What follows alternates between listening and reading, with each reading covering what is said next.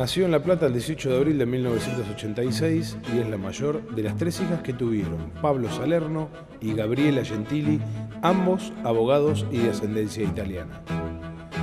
Realizó los estudios primarios en la escuela anexa Joaquín B. González, mientras que la secundaria la completó en el Colegio Nacional para luego estudiar y recibirse de profesora y licenciada en Letras en la Facultad de Humanidades de la Universidad Nacional de La Plata, donde se graduó con el mejor promedio, 9.55, y donde está a punto de doctorarse, además de estar estudiando el traductorado de francés. Esta destacada deportista platense es además profesora de literatura francesa y becaria doctoral del CONICET. En cuanto a su carrera deportiva, navegó en la clase internacional Optimist durante el periodo 1992-2001. Desde el año 2002 se dedica en especial a competir en la clase olímpica Laser Radial, a la vez que alterna su principal actividad deportiva con la participación en regatas de nivel nacional, internacional, sudamericano, panamericano y mundial en otras clases de barco. Premiada nacional e internacionalmente, se destaca el haber obtenido en 2015 la medalla de oro en los Juegos Panamericanos de Toronto, Canadá, además de otras docenas de premios en competiciones oficiales en Ecuador, Venezuela, Colombia, Uruguay, Brasil y Argentina. Asimismo, ha recibido distinciones por sus logros deportivos, otorgados por el Honorable Senado y Diputados de la Nación, la Cámara de Diputados de la Provincia de Buenos Aires, la Municipalidad de La Plata, el Gobierno de la Ciudad de Buenos Aires, el Premio Clarín, Banco Ciudad y la Armada Argentina, entre otros. Tiene publicado, a su vez, 2 libros de su autoría. Con nosotros y con ustedes, Paula Salerno.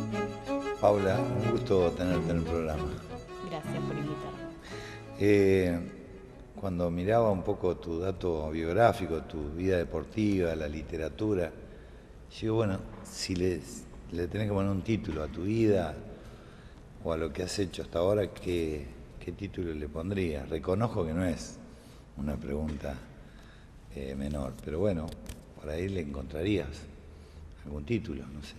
Es difícil definir, siempre tardo en poner títulos incluso a las cosas que escribo.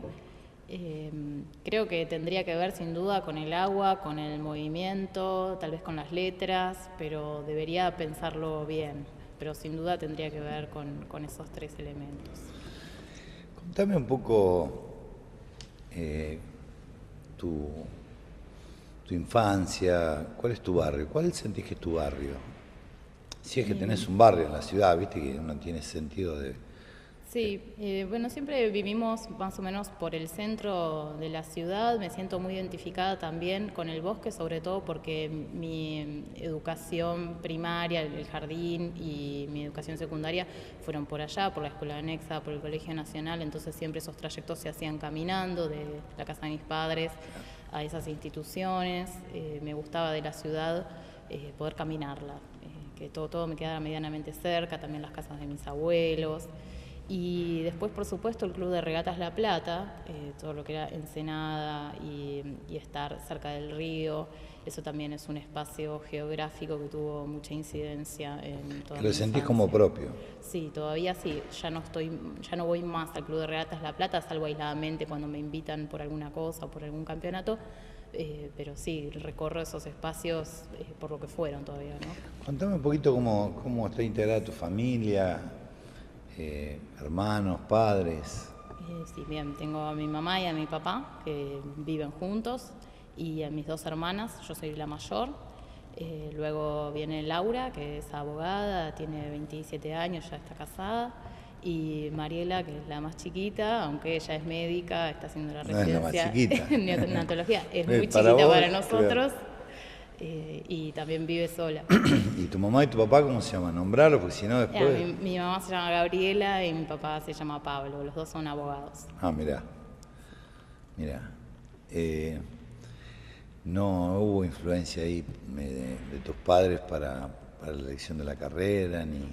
No, ellos siempre nos dejaron mucha libertad. Mi papá insistía un poco en que había carreras mejores para mujeres, pero nunca ninguna de las tres le dimos bolilla con ellos. Él quería, bueno, o odontología o mirá vos, él pensaba esa bioquímica. carrera. Pensaba en ese tipo de carreras, o si van a ser abogadas, escribanía, para que sea una vida un poco más tranquila, pero no le dimos mucha importancia a eso, y además siempre su enseñanza fue que teníamos que hacer lo que nos gustara, ¿no? De parte Sí, de lo los que dos. te hace feliz. Los padres se sienten gratificados de ver a los hijos felices con la elección de la profesión. Pero, viste, generalmente los padres con su propia profesión influyen también en los hijos. Sí, lo que pasa es que a mi papá le gusta hacer de todo, o sea, si bien es abogado, también podría haber sido ingeniero, le encanta Claro. la construcción, y mi mamá no le gusta tanto la abogacía. Ella, por influencia quizás de sus padres, eligió esa carrera, pero en realidad hubiera querido ser docente, Mirá lo vos. hubiese disfrutado muchísimo más. De hecho, al principio de su vida, por algunas cuestiones también de salud y por tener que cuidarnos a nosotras, decidió no ejercer al principio, y bueno, ahora ejerce junto con mi papá, tienen un estudio jurídico, pero no es lo que más feliz la hizo en su vida, Claro. ¿no? Esa carrera. Entonces también teníamos esa enseñanza de, bueno, por la presión de los padres, al final quizás uno termina haciendo algo Sí, que no no elegir es algo lo que que no. deseaba. Claro. ¿Y escuela primaria y jardín? ¿Dónde transcurrió todo eso? Bien, fundamentalmente en la escuela anexa, también en el jardín de la escuela Joaquín Víctor González de la Universidad Nacional de La Plata, y después al Colegio Nacional Rafael Hernández, siempre vinculados a la universidad. Mirá. Y por suerte las tres hermanas entramos, que es por sorteo. Claro. Tuvimos la suerte de haber entrado. Vos abriste el camino para que... Sí, pero en realidad era por sorteo. De hecho, no, los hermanos no... no te permiten. De hecho, mi hermana más chica tardó en entrar, entró recién en primer grado. Mirá. En el jardín no pudo. Así que siempre un caminito por el ámbito de la Universidad Nacional de La Plata. Sí. ¿Y te ves con tus compañeros, con tus compañeras? No, justamente hicimos un reencuentro mirá. este año con los compañeros de la primaria, que son distintos de los de la secundaria. Y bueno, ahí volvimos a vernos después de muchísimos años, cada uno contó medianamente su historia. Bueno, ahora somos amigos de Facebook, entonces más o menos Claro, seguimos hay lo que más. cada uno va haciendo, pero no hay un contacto, no me quedó una amistad de ahí. Y de la secundaria tampoco, me veo aisladamente cada tanto con algún compañero. Lo que pasa que lo que se da mucho cuando uno navega es que las amistades más fuertes están en el ámbito del deporte. Claro. Y fuera del deporte y fuera de la literatura, ¿qué otras cosas te atraían de adolescente? Van a decir, bueno, bailar, la música, bueno, pero por ahí, viste que más allá del deporte, por ahí uno se siente atraído por algún instrumento, o ya sabías que el tema de las letras era lo tuyo. Me gustaba mucho escribir, pero tengo como deuda pendiente el arte. Lo que pasa es que no salí con cualidades artísticas. O sea, soy horrible para cantar, soy horrible o sea, no tengo oído para ningún instrumento, no puedo dibujar nada. O sea, me hubiese gustado de tener alguna habilidad artística que quizás desarrollarla, pero como no la tenía, y siempre me fue muy bien en los deportes y siempre me gustó mucho el aire libre, la naturaleza, preferí encaminarme por ese lado, y bueno, las letras es lo más próximo al arte que pude hacer, ¿no? ¿Tenés algún recuerdo presente de aquel momento con respecto a la literatura que te haya maravillado? Decís, bueno, esto me impresionó,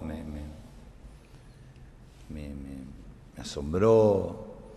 ¿Viste ese encuentro con la Sí. literatura que uno tiene adolescente, que sea, algún libro que uno recuerda? Sobre todo me gustaban algunas poesías que en mi familia de alguna manera se iban aprendiendo de memoria, incluso en la playa de vacaciones, para mi mamá, para que nos entretuviéramos y no nos peleáramos entre nosotras, decían, bueno, vamos a hacer un certamen de poesía, cada una dice una poesía de memoria, mirá vos, tu el que se mamá, quedaba qué sin piola, tu poesías, mamá re piola. sí, se perdía. Entonces con mis hermanas buscábamos poesías bastante cortitas para aprenderlas de memoria y en el juego poder decirlas, y bueno, algunas bien largas que a mí me gustaba aprender, alguna de Octavio Paz, alguna del Almafuerte, y me sentía identificada, me gustaba la sonoridad del lenguaje, las palabras, siempre me gustó escuchar palabras difíciles, ir a buscarlas y qué significaba y tratar de usarlas yo también. O sea, tenía una relación con el lenguaje especial. Claro. Paula, vamos a hacer una pausa y cuando volvemos seguimos recorriendo tu vida. Bien, perfecto.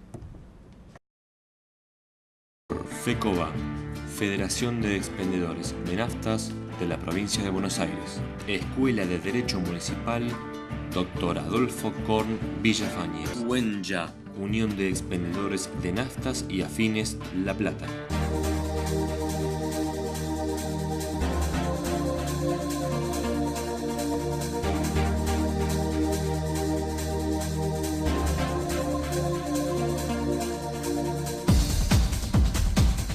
Gimnasio Fitness.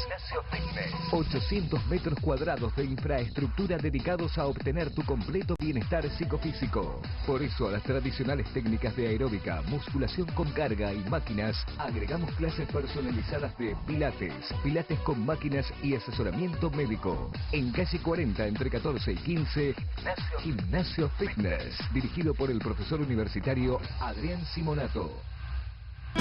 Centro Médico de Día Sana Sana, especializado en adultos mayores con capacidades diferentes. Atención personalizada, profesionales de excelencia. Calle 505, número 2546, entre 20 y 21. Centro Médico Sana Sana, algo distinto para gente especial.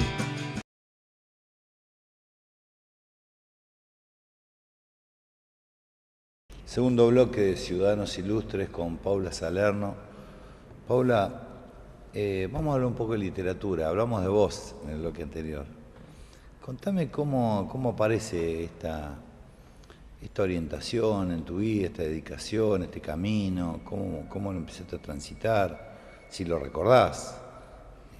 Bien, supongo que, bueno, mis primeras... Digo como lección, ¿no? Sí.